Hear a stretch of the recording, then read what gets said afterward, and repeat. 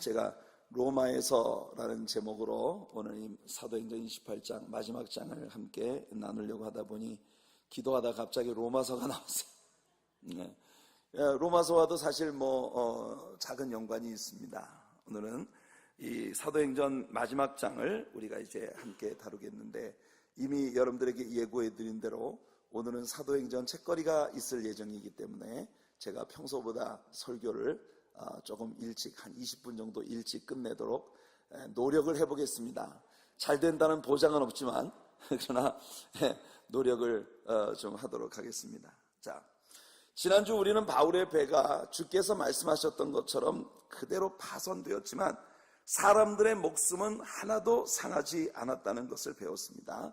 그들은 저마다 헤엄을 치거나 배의 파편을 붙잡고 해변으로 이렇게 나오게 됐어요. 1절을 읽어보겠습니다. 1절입니다. 시작. 우리가 구원을 얻은 후에 안즉 그 섬은 멜리데라 하더라. 네. 나중에 이 섬에 안전하게 모두 상륙을 하고 난 다음에 정신을 차리고 보니 이 섬이 멜리데라는 섬이었다. 이 멜리데라는 우리 성경의 음역은 말타라고 하는 섬의 음역입니다. 그래서 이 말타라고 하는 섬에 이 사람들이 이제 들어가게 된 것이에요. 이 말타라고 하는 섬은 여러분 잘 아시는 그 시실리의 남쪽에 위치하고 있는 섬이었습니다. 따지고 보면 바울의 배는 그 겨울철에 약 보름간 폭풍에 휘말려 있는 가운데 크레테 섬으로부터 말타까지 떠밀려온 거예요. 그러니까 정처 없이 바람에 밀려서 떠밀려온 것처럼 보이지만 사실은 하나님께서 목적하셨던 그곳으로 바람과 바다가 그들을 밀고 갔다는 것을 우리가 여기서 알게 되는 것입니다. 성도 여러분, 때때로 여러분들의 삶이 폭풍에 휘말리고 여러 가지 어려운 역경 가운데 빠져서 감당할 수 없는 그런 상황 가운데 모든 것을 자포자기한 채 하나님이 나를 떠밀고 가는 대로 내맡길 수밖에 없는 그런 상황이 되었을 때, 여러분들 나중에 정신 차리고 보면 뜻밖의, 나는 정말 모든 걸 포기해버렸지만 하나님의 은혜와 사랑의 인도하심의 손길이 여러분들에게 최고의 자리로 여러분들을 데려다 놓은 것을 발견하게 될 때가 많을 거라는 걸 믿으십시오. 여러분들이 포기할 수밖에 없을 때는 깨끗이 포기하세요. 멋지게 포기하세요. 왜냐하면 내가 모든 것을 놓을 때 그때부터 하나님께서 여러분들을 테이크 케어 해주실 것을 믿으시길 바랍니다. 아멘. 자, 2절을 읽어보겠습니다. 시작.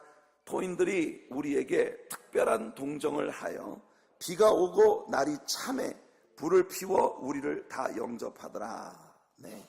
이 우리 성경에서 우리말에서 토인이라고 하면 굉장히 프리모티브 이 종족들을, 아주 미개한 종족들을 떠올리는 그런 단어이지만 여기 나오는 토인들은 그저 우리 영어를 쓰는 사람들이 잘 쓰는 네이티브스라고 여러분들이 생각하시면 되겠습니다.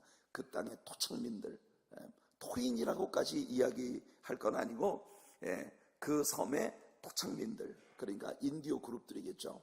이런 사람들이 여러분 바울과 배에서 살아남은 생존자들을 아주 동정심을 다해서 그들을 대우를 해주었다는 것입니다. 이 토인이라고 번역된 말은 킹제임스 버전에서 발바로스라고 하는 단어로 번역이 되어 있습니다. 이 발바로스라고 하는 단어는 이 헬라어의 그 발바로스라고 하는 단어를 그대로 음력을 한 것인데요.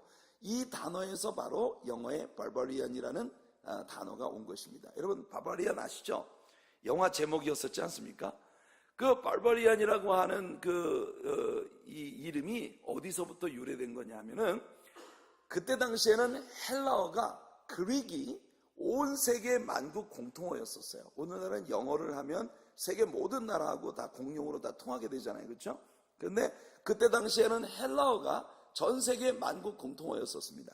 그런데 헬라어를 사용하지 않는 헬라어 문화권 속에 들어와 살고 있는 사람들 중에 헬라어를 사용하지 않는 다른 언어를 사용하는 사람들을 발바로스라고 불렀습니다. 왜냐하면 헬라어를 하는 사람들이 들을 때 뭐라고 자기 나라 종족 말로 뭐라고 막 얘기하는 것이 뜻은 못 알아듣겠고 좌우간 사람들이 뭔가 발발발발발발 하는 소리가 들린다 그래서 발바로스예요. 예, 진짜입니다. 그 뜻 그대로예요. 그러니까 우리가 뭘 말하는지는 모르겠는데 사람들이 옆에서 뭐라고 막 떠드는데 자기 나라 말로 막 떠드는데 우리가 듣기에는 그냥 벌벌벌벌벌 하는 소리가 들리니까 그래서 그 사람들을 발바로스라고 부른 거예요. 그게 발바리안이라는 단어의 뿌리입니다. 발바리안이라고 하는 건 헬라어를 사용하지 않는 다른 언어권 속에 있는 사람들을 발바리안이라고 부른 거예요. 자, 그런데 여기 보니까 흥미로운 단어가 나옵니다. 그들이 우리에게 특별한 동정을 베풀어 주었다라고 말했는데 이 특별한 동정이라고 하는 이 구절이 영어 성경에 보면 unusual kindness라고 되어 있습니다. unusual kindness. 그러니까 여러분 참 듣기만 해도 정말 아름다운 언어 아니겠습니까? unusual kindness. 여러분 하나님께서 우리 하나님의 교회 성도님들에게 이런 unusual kindness의 은사를 부어주시는 역사가 있기를 축복합니다. 예. 그냥 남들이 하는 것만큼만 하는 건 아니에요. 그냥 우리가 누군가에게 친절한 나 할 만큼 했어. 우리가 어느 정도 누군가에게 친절을 베풀고 손 탁탁 털면서 오케이, that's it. 난 할 만큼 했어. 그렇게 말하고 끝나는 게 아니에요. unusual kindness라고 하는 건 납득하기 어려울 만큼 저 사람이 저렇게까지 안 해도 되는데 그런데도 기쁘게 그렇게까지 하는 거예요. 이게 바로 우리를 위해서 십자가에 죽으신 예수 그리스도의 사랑입니다. 그가 꼭 그렇게까지 하지 않으셔도 괜찮으셨어요. 그분은 하나님이십니다. 그런데 그분이 그렇게 하셨다는 게 우리에게 얼마나 큰 축복이 되었습니까? 성도 여러분, 오늘 이 토인들이 이 배에서 살아남은 생존자들에게 보여줬던 unusual kindness, 하나님께서 우리들에게 성령의 은사로서 우리가 기꺼이 필요를 가진 사람들에게 세상 사람들이 깜짝 놀랄 만큼의 그 unusual kindness, 누구나 하는 것이 아닌 우리가요 누구나 할 수 있는 것까지 하고 거기서 멈추면 안 돼요. 네가 네 친척들 일가에게 잘하는 건 이방인도 하는 것이다. 너희가 내 자녀라면, 하나님의 자녀라면 이방인들이 상상할 수 없는 자리까지 한 걸음 더 나가라는 겁니다. 원수까지도 사랑할 수 있는 것. 아멘. 우리들에게 하나님이 이런 은혜 베풀어 주시길 바라요. 바울 일행은 이미 보름간이나 비에 젖어 있었고 먹지도 못한 채 폭풍에 시달려 왔습니다. 아마 모든 사람들이 멀미가 나서 거의 이 뱃속 깊은 곳에 있는 것까지 다 토해냈을 것이고 기력은 완전히 쇠잔하고, 그리고 아직도 이들의 육지에 내린 다음에도 아직도 비가 오고 바람도 심하게 불고 있기 때문에 이들의 입술은 필경 파랗게 변해서 정말 아래 위에 턱에 더더더 떨리면서 이빨이 부딪히는 소리가 더더더더 나는 그런 상황 가운데 그들이 모두 뭐 하나씩 이렇게 뒤집어 쓰고 이리저리 들어가지고 이러고 있는 시츄에이션이에요. 그런데 여기서 흥미로운 일이 벌어지는 것을 볼 수 있습니다. 여러분, 이렇게 막 완전히 모든 기력을 잃어버리고 추워서 막 이빨 부딪히는 소리가 나면서 뭐 하나씩 뒤집어 쓰고 사방이 이리저리 자빠져가지고 신음을 토하고 있는 이런 상황 가운데 누군가 곁에 다가와 작은 모닥불 하나만 피워준다고만 해도 이것이 얼마나 그 영혼들을 따뜻하게 만드는 일이 될까요? 이 사람들은 토인들이었습니다. 그 시대 사람들이 발바리안이라고 부르는 정말 그런 종족들이었어요. 그렇지만 최소한 그들이 불쌍한 사람을 향해 연민을 가질 수 있는 마음 정도는 있었다는 겁니다. 그래서 그 추위에 벌벌 떨고 있는 사람에게 작은 불꽃 하나를 피워줄 수 있었다는 것, 이것이 은혜가 아니겠습니까? 여러분 모두가 다 이렇게 이 세파에 시달리고 세상에 엄청난 상처를 입고 정말 상처 입은 짐승처럼 그렇게 바들바들 떨고 있는 그 불쌍한 영혼들에게 다가가 그들을 위해 모닥불 하나씩 피워줄 수 있는 그런 사랑의 사람들이 되기를 예수님 이름으로 축복해드립니다. 3절을 읽어볼게요. 3절입니다. 시작. 바울이 한 뭇나무를 거두어 불에 넣으니 뜨거움을 인하여 독사가 나와 그 손을 물고 있는지라. 여러분, 바울이 모닥불을 피우는데 그 나뭇가지를 가져다가 불 위에다가 나뭇가지를 내려놓는데 그 나뭇가지 속에 숨어있던 독사가 나와서 바울의 손을 물고 있는지라. 물고 대롱대롱 매달려 있어요. 이 독사는 그 섬 사람들이 누구라도 딱 보기만 하면 바로 알아볼 수 있는 아주 맹독을 가진 그런 뱀이었던 것 같아요.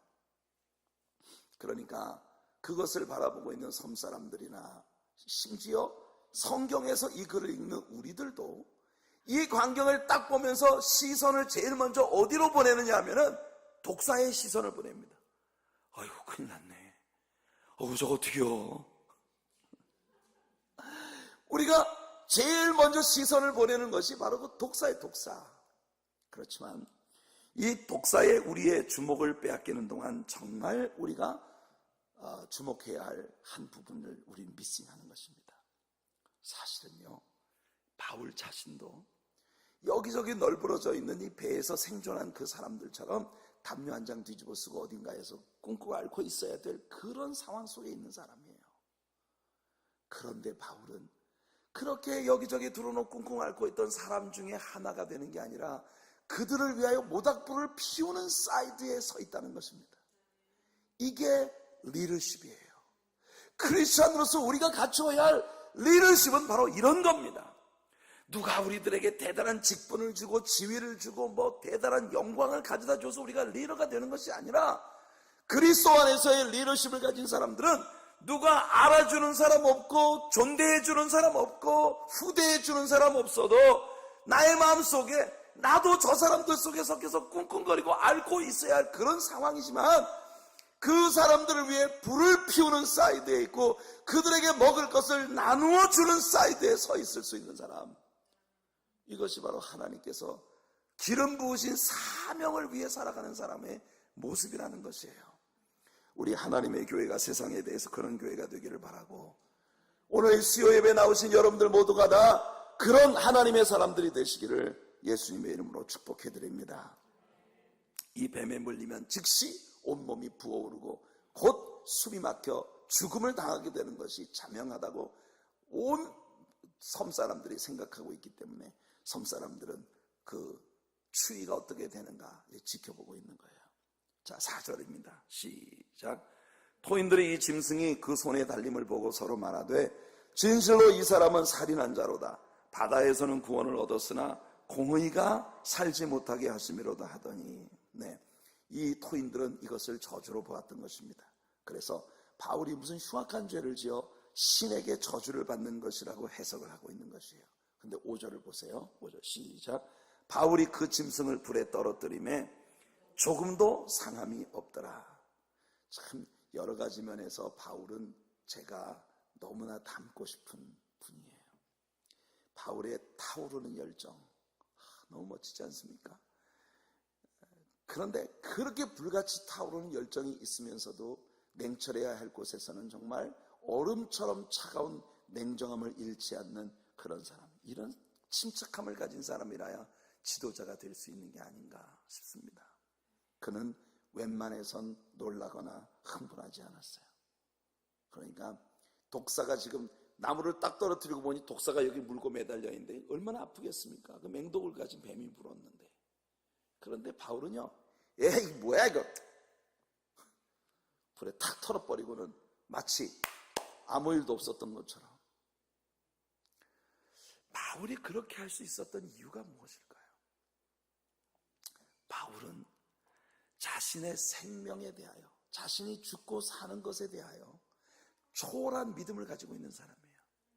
내가 이 땅에 살아있다는 건 아직 내게 사명이 남아있다는 뜻이고, 하나님이 나를 데려가신다면 내 사명이 끝났다는 뜻이다. That's it. 그러니 내가 살아있어도 주님께 영광이고 죽어도 주님의 기쁨이야. 그러니 바울은 웬만한 일에 좀처럼 놀라지 않습니다. 그래서 불 속에 탁탁 털어버리고 말았는데, 여러분 6절을 보세요. 6절 시작.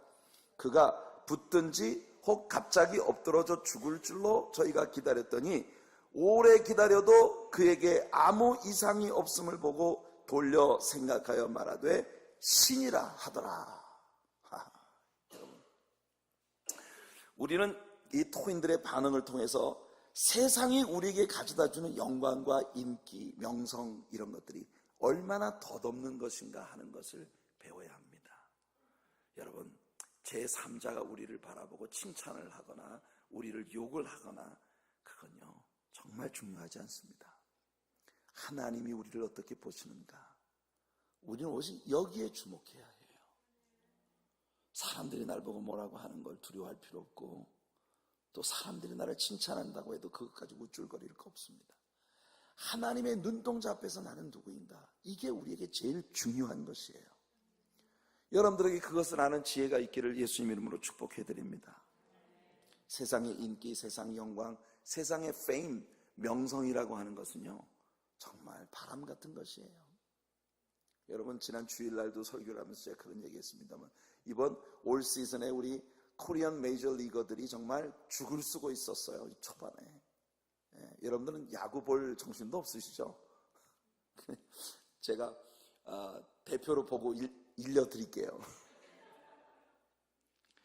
이번 시즌에 한국에서 작년 한국 그 KBO 리그에서 탑 타자였던 강정호라고 하는 선수가 그 메이저리그에 직행을 했습니다. 그래서 피츠버그 파이러츠라고 하는 팀에서 쇼스탑으로 왔는데, 얘는 이제 내야수의 모든 수비를 해낼 수 있어요. 퍼스트 베이스부터 세컨드 베이스, 쇼스탑, 서드 베이스까지 내야 안에 있는 모든 자리를 다 소화할 수 있는 그런 친구예요. 그런데다가 작년에 40개가 넘는 홈런을 때렸습니다. 그러니까 어마어마한 타자죠. 그래서 메이저리그에서 얘를 이제 픽업을 해갖고 왔는데, 초반에 딱 들어왔는데 이 감독이 얘를 인정을 안 해주는 거예요. 그래가지고 항상 한국에서는요 풀타임 탑 그 선수였는데, 최고 인기 선수였는데 미국에 와가지고 막 죽을 쓰는 거라니까. 애가 길을 못 펴고 꼭 어쩌다가 아주 안 좋은 상황에서 얘를 갖다가 대타로 내보내고, 그러니까 대타로 한 번 주어진 기회에서 성공 못하면 넌 아직 안 돼. 그러니까 얘한테 굉장히 논란거리가 되었던 게 뭐냐면, 얘가 이 레그킥 타격을 할 때 왼쪽 다리를 높이 들었다가 내려놓으면서 타격을 하는 거예요. 근데 메이저리그 투수들의 이 투구가 굉장히 빠르기 때문에 이 레그킥을 즐겨 사용하는 사람 중에 성공한 케이스가 딱 한 명밖에 없어요. 그러니까 여러분, 그 유구한 역사 가운데에서 레그킥을 사용하는 타자가 성공한 케이스가 한 명밖에 없는데 왜 그걸 하냐? 그래서 스프링 트레이닝을 할 때 이거를 자세를 바꾸려고 시도를 했는데, 얘가 난 절대 안 하겠다 그래서, 난 이게 나에게 굳어졌고 이게 편하다. 그런데 이제 감독이 이야기해 준 거에 따라서 지금 이제 투 스트라이크 이후에만 레그킥을 사용하지 않는 타격을 하는 것으로 하고 타격을 했는데, 여러분 정말 절호의 기회가 왔습니다. 맨날 이 강정호 나오기만 하면 사람들이 부 하고 막 이랬었어요. 그러니까 애가 정말 길을 못 피고 초반에 너무너무 기분 안 좋았어요. 정말 우리 한국인들이 정말 다 기분 안 좋았어요. 근데 이 그 멀설이라고 하는 주전 쇼스탑이 번트를 대다가 실수를 해가지고 공을 가슴에 맞은 거예요. 그래가지고 이 강속구를 가슴에 그냥 맞았으니까 얘가 쓰러져 버렸어요. 그래가지고 병원에 실려가고, 그때로부터 3게임 동안을 얘가 풀타임으로 선발이 나올 수 있는 찬스가 생긴 거예요. 이 기회를 안 놓친 거지. 선발로 내보냈더니 선발로 나와가지고 지금까지 친 타격이 4할이 넘습니다. 어마어마한 그 타격 솜씨를 뽐내고 있는 거예요. 홈런에 2루타에 그러니까 피츠버그 팬들이 막 열광을 하는 겁니다. 강정호만 나오면. 그러니까 이 서양 사람들이 강정호 인형을 들고 와가지고 막 그렇게, 원래 미국 사람들이 그 강을 KANG 쓰면 캥 이렇게 해야 되잖아요. 근데 온 피츠버그 사람들이 전부 강이라고 정확하게 한국 발음을 배워가지고 외워서 하고 있어요. 그래서 강 is 강남 스타일. 그런 사람들이 막 응원을 하고, 얘가 막 나오기만 하면 막 난리야, 난리. 근데 한국의 야구 팬들도 얘가 초반에 와가지고 막 힘을 못 쓰니까 계속 신문에 올라오는 거 보면은, 야, 나라 망신 그만 시키고 빨리 와라 그만. 이게 여러분 팬이라는 겁니다. 팬. 지난 주일에 팬입니까 제자입니까 얘기했잖아요. 그렇죠? 여러분, 세상 사람이 여러분에게 뭐라고 하든지 거기에 따라서 일희일비하는 여러분들 되지 않으시기 바랍니다. 우리는 하나님의 눈동자 앞에서 내가 누구인가 하는 것만 분명하다면 다른 거 신경 쓸 거 없어요. 늘 하나님의 눈동자 앞에서 코람데요, 하나님 앞에서 살아가는 그런 저와 여러분들이 되기를 예수님 이름으로 축복해드립니다. 자, 7절부터 9절까지 읽어보겠습니다. 시작. 이 섬의 제일 높은 사람 버블리오라 하는 이가 그 근처에 토지가 있는지라 그가 우리를 영접하여 사흘이나 친절히 유숙하게 하더니 바울이 들어가서 기도하고 그에게 안수하여 낫게 하며 이러므로 섬 가운데 다른 병든 사람들이 와서 고침을 받고. 와우. 여러분, 이걸 볼 때 우리는 바울에게 있어서는 그에게 벌어지는 모든 일이 사역을 위한 시발점이 됩니다. 얼마나 멋집니까? 기막힌 인물이죠. 그것이 좋은 일이든 나쁜 일이든 자기에게 다가오는 모든 사건이 새로운 사역의 시작점이에요. 거기에서부터 새 역사가 시작이 되는 거예요. 자, 이 장면을 볼 때 우리는 드디어 모든 것이 이해가 됩니다. 왜 27장 한 장 내내 그렇게 엄청난 태풍에 시달리고 멀미가 나는 한 장을 보내야만 했느냐. 바로 버블리오라고 하는 추장의 부친이 병이 들려 있는데 이 바울이 독사가 물었는데도 죽지 않는 것을 보고 갑자기 바울이 굉장히 영험한 사람이라고 하는 것을 이 섬 사람들이 믿기 시작하면서 그를 데려다가 그 추장의 아버지의 질병을 보게 했어요. 바울이 그에게 안수할 때 하나님께서 그 추장의 아버지의 병을 깨끗이 고쳐주신 것이에요. 여러분, 이 일로 인해서 온 섬의 원주민들이 여러분 주님을 복음을 듣고 주님을 믿게 되는 그런 변화들이 나타나기 시작하는 것입니다. 사실 바울의 선교의 계획 속에 여기 말타라고 하는 작은 섬에 선교를 하기 위해 들어갈 계획은 전혀 없었다는 것이에요. 그러나 우리 주님은 그 섬의 원주민들도 사랑하셨어요. 그래서 이 경락성을 해치고 그 배를 바람으로 떠밀어서 이 섬에 표류하게 하신 것입니다. 사실은 따지고 보면 바울이 미항을 지날 때 거기에서 겨울을 지내는 것이 낫겠다는 게 바울의 생각이었어요. 사실은 알고 보니 바울의 생각도 틀린 것이었어요. 주님의 생각은 어찌하든지 이 말타라고 하는 섬까지 떠밀려 와서 여기서 3개월 시간을 보내는 것이 하나님의 뜻이었던 것이에요. 그러니 우리의 뜻이 이루어지지 않는 것을 즐기시기 바랍니다. 많은 때에 우리 주변에 되어진 일들이 내 뜻대로 안 될 때 우리는 신경질이 나요. 그러나 내 뜻대로 안 될 때 여러분 새로운 기대를 하시기 바랍니다. 내 뜻은 안 이루어지지만 하나님 뜻대로 되고 있는 중이겠지. 그걸 믿을 수 있는 믿음의 사람들이 되시기를 축복합니다. 많은 때 우리의 삶의 뒤안길에서 역사하시는 주님의 손을 우리가 믿지 못하기 때문에 진짜 바울의 일생을 뒤돌아보면 어느 것 하나도 제 마음대로 되는 게 없었어요. 1차 전도 여행부터 바울이 여행을 떠나면서 계획했던 대로 된 게 뭐가 있었습니까?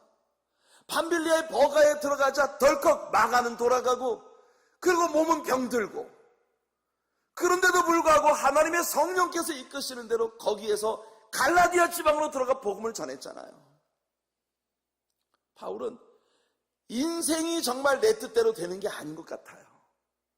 예루살렘에 부득부득 오순절에 맞춰서 올라가려고 애를 썼지만 가가지고 정말 유대인들 그의 소원이었던 유대인 동족들에게 복음 한번 변변히 전해보지 못하고 죄수가 되어서 로마로 가게 되었습니다.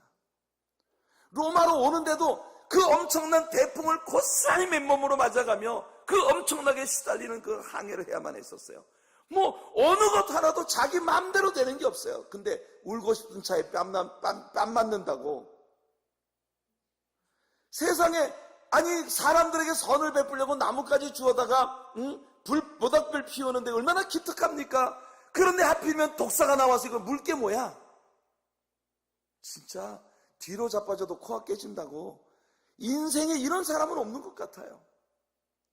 그런데도 불구하고 바울은 그의 일생 중 어느 것 하나도 웨이스트하지 않았습니다. 바울에게 다가온 모든 환경들은 그것이 좋은 것이든지 안 좋은 것이든지 그 모든 것들 속에서 주님의 영광을 위한 새 역사가 시작되는 현장이 되었다는 거예요. 그렇기 때문에 빌립보서 4장 13절에서 바울 사도는 내게 능력 줄 수 있는 자 안에서 내가 모든 것을 할 수 있다고 고백할 수 있었던 것이에요. 그것이 오늘 우리들의 고백이 되기를 바랍니다. 결국은 독사가 바울에게 엄청난 사역의 문을 열어준 것이에요. 오늘 여러분들이 실패하고 있나요? 슬픔, 눈물, 고통으로 저미는 가슴으로 가슴을 쥐어뜯어야 하는 어려운 일들이 여러분들에게 생기고 있나요? 하나님은 거기에서부터 기막힌 새 역사를 시작하실 수 있다는 걸 믿으시기를 축복합니다. 10절을 읽어보겠습니다. 시작. 후한 예로 우리를 대접하고 떠날 때에 쓸 것을 배에 올리더라. 여기서 후한 예로 우리를 대접했다라고 하는 말이 킹 제임스 버전을 보면 They also honored us in many ways 라고 되어 있습니다. 저는요 이 구절이 They also honored us, 그가 후한 예로 우리를 대접했다고 우리말엔 번역이 되어 있지만 They honored us라고 하는 것은 그들이 다양한 방법으로 우리 일행을 존중해 주었다고 말을 했는데, 그 존중했다고 하는 그 내용 속에 저는 분명히 바울이 전파한 복음을 그들이 고스란히 아멘으로 받아들여 준 것도 그들을 존중하는 방식 중에 하나였다고 저는 확신합니다. 여러분들이 목사한테 대접을 하고 싶으신가요? 정 목사 대접 한번 하고 싶은 분 한번 손 한번 들어보세요. 여러분, 여러분들의 마음속에 추호라도 정 목사에게 좋은 대접을 하겠다고 생각하시는 분이 있으면요, 저한테 밥을 한 끼 사주는 것보다 제 말씀을 즐거이 듣고 아멘으로 화답하고 열심히 배워주는 게 저를 최고로 대접해 주는 거야. 진짜입니다. 제가 괜히 흰소리 하는 게 아니에요. 이거 진짜예요. 목사를 가장 잘 언어해 주는 것이 뭐냐? 그가 증거하는 말씀을 존중해 주고 받아들여 주는 게 최고의 대접입니다. 아멘. 저는 그래서 이 토인들이 바울 일행을 최고의 방법으로, 여러 가지 방법으로 모든 면에서 그들을 존중해 주었다고 하는 이 표현 속에 그들이 바울이 선포한 복음을 아멘으로 받았다고 하는 내용도 포함되어 있다고 믿게 되는 것이에요. 어떻든 천신만고 끝에 바울 일행이 드디어 로마에 도착하는 모습이 나옵니다. 자, 11절부터 13절까지 읽어보겠습니다. 바울은 이 말타섬에서 3개월, 즉 겨울을 온전히 나게 됩니다. 그 3개월 동안 무슨 일이 벌어졌는지 구체적으로 누가는 우리에게 전해주지 않습니다. 하지만 그 말타라는 섬에서 떠날 때에 그 토인들이 그 배에 너무너무 귀한 것들을 많이 실어서 함께 후하게 영접을 하고 보내주었다는 것을 생각한다면 그 3개월이라는 기간 속에 바울 사도는 말타 섬에 있는 모든 이들에게 큰 은혜를 끼쳤다는 걸 우리는 미루어 알게 되는 것이에요. 아멘.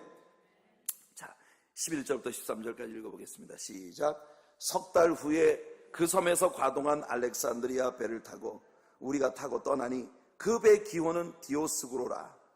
수라구사에 대고 사흘을 있다가 거기서 둘러가서 레기온에 이르러 하루를 지난 후 남풍이 일어나므로 이튿날 보디올에 이르러. 자, 여기 나오는 지명들이 우리말로 음역이 되어 있는 것이 참, 이게 대체 무슨 도시인지, 이게 우리나라 말로 음역되어 있는 것만 보고는 참 이해하기 어렵습니다. 여러분, 일단 그 섬에서 겨울을 보낸 알렉산드리아 배를 타고 그들은 떠나는데, 당시에는 많은 배들이 이집트의 알렉산드리아에서 유럽으로 곡물을 운반하고 있었어요. 왜냐하면 이 이집트 북부의 나일강 삼각주는 그때 당시에 전 세계로 이 곡식을 실어 나르는 엄청난 곡창지대였었습니다.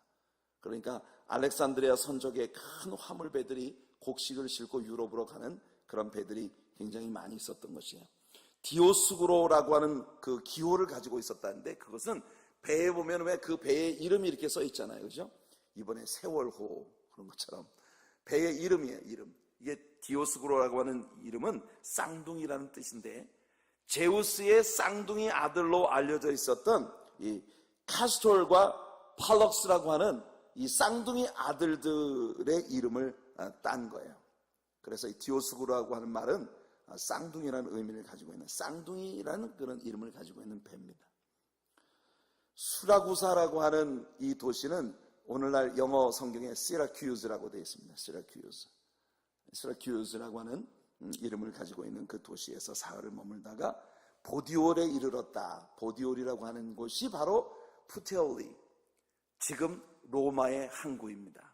로마로 가려면 로마의 가장 근접한 푸테올리 항구에서 내려야 로마로 들어갈 수 있는 것이에요.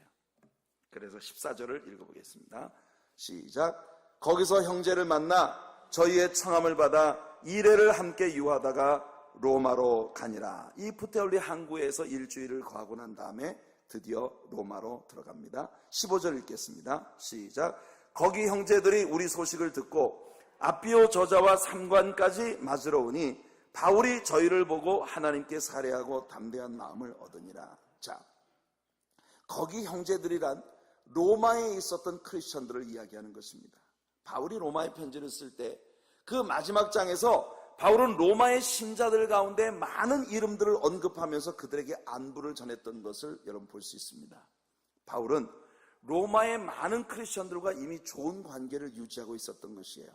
그런데 그들이 이 에피포럼, 아비오 저자라고 하는 그 큰 장터에까지 나와서 그러니까 이 아비오 저자라고 하는 것은 로마에서 푸테올리 항구 쪽으로 약 43마일 떨어져 있는 지역이었고요.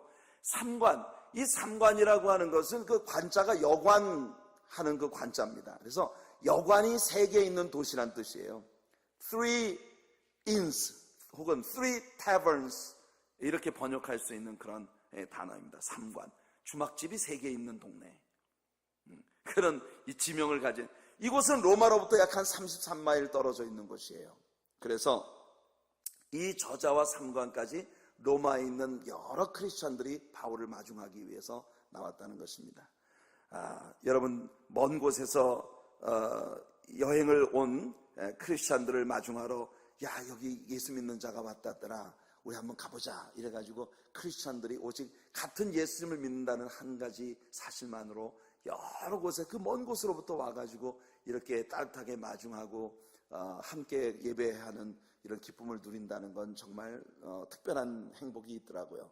제가 예전에 중국 사역을 늘 다닐 때 제가 하얼빈에 가면은 하얼빈이라고 하는 그 도시 인근에 있는, 거기서부터 굉장히 먼 곳에 떨어져 있는 그 가막서라고 하는 그런 아주 먼 그 도시가 있습니다. 거기는 겨울이 되면요 실온이 영하 45도 막 이렇게 내려가요.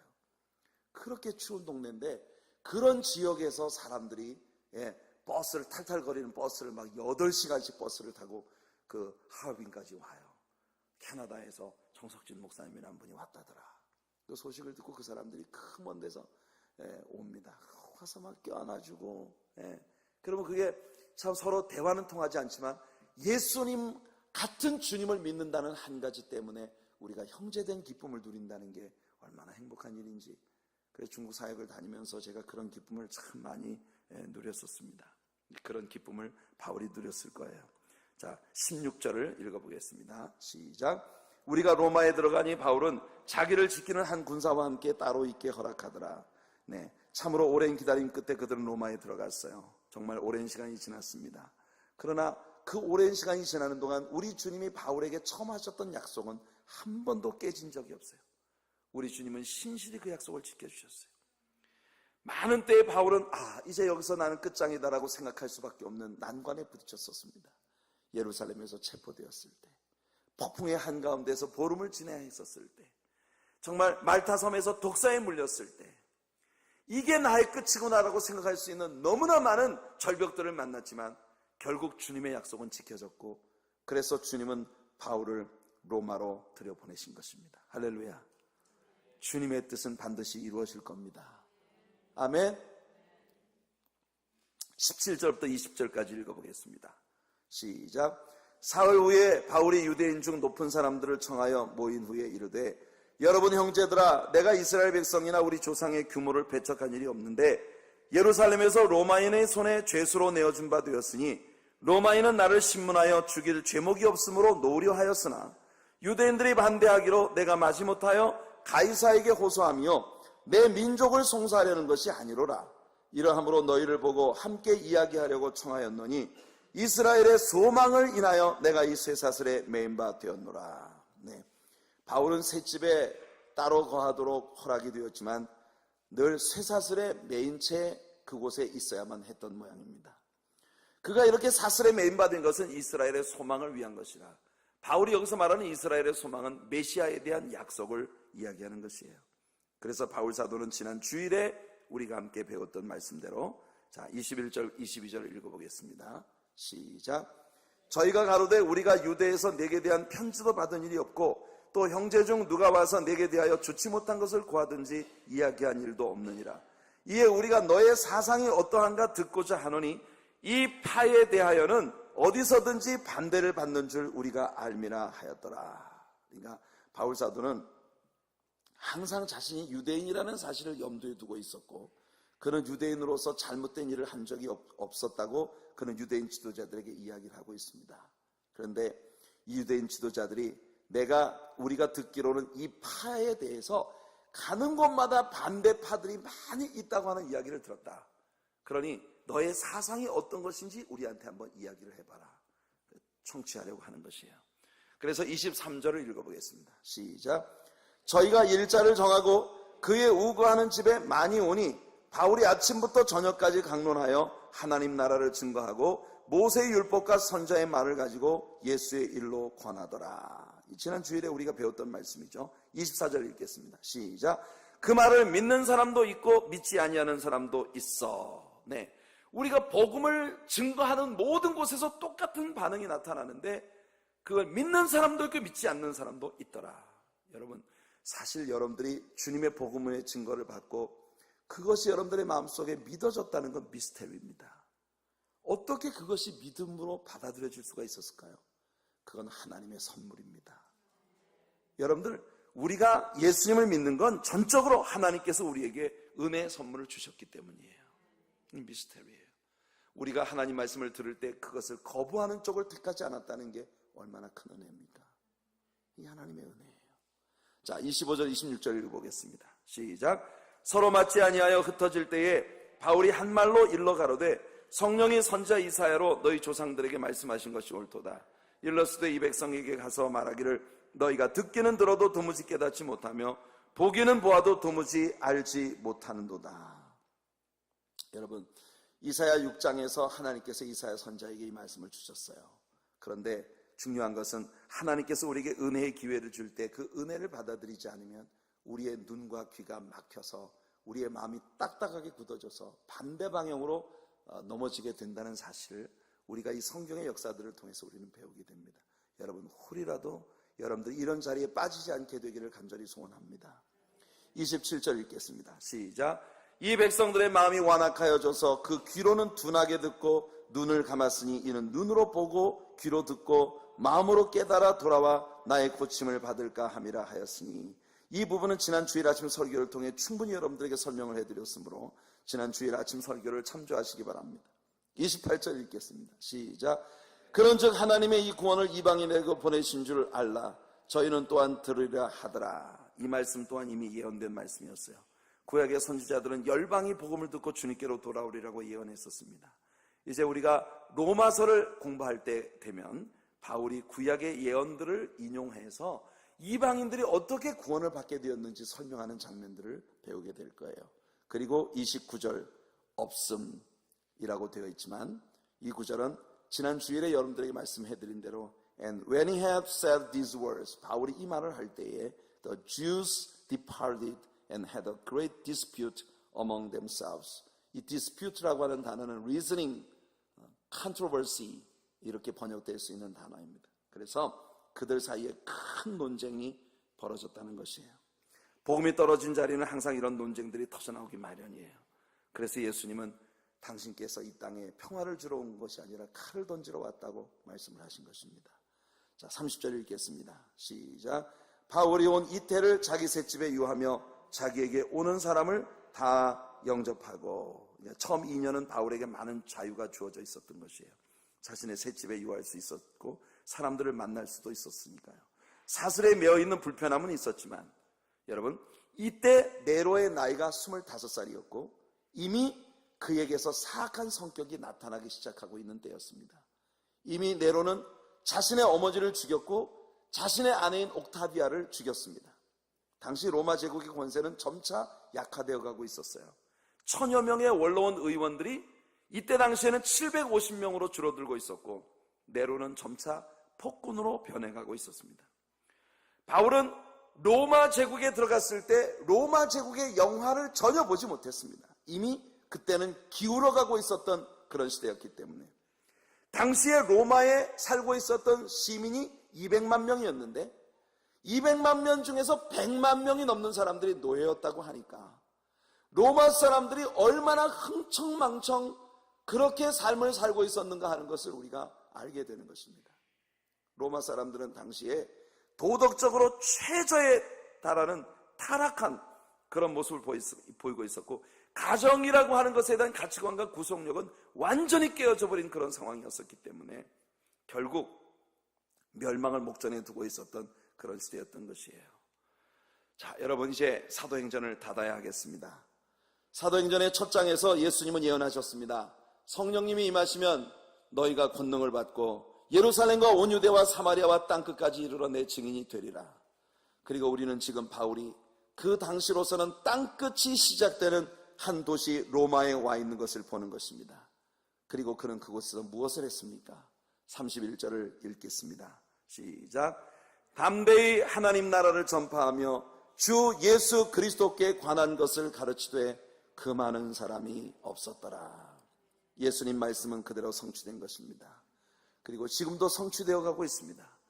사도행전 28장으로 바울에 관한 모든 행적은 끝났지만 사도행전 29장이 오늘 저와 여러분들에 의해 계속해서 쓰여지고 있는 중인 것이에요.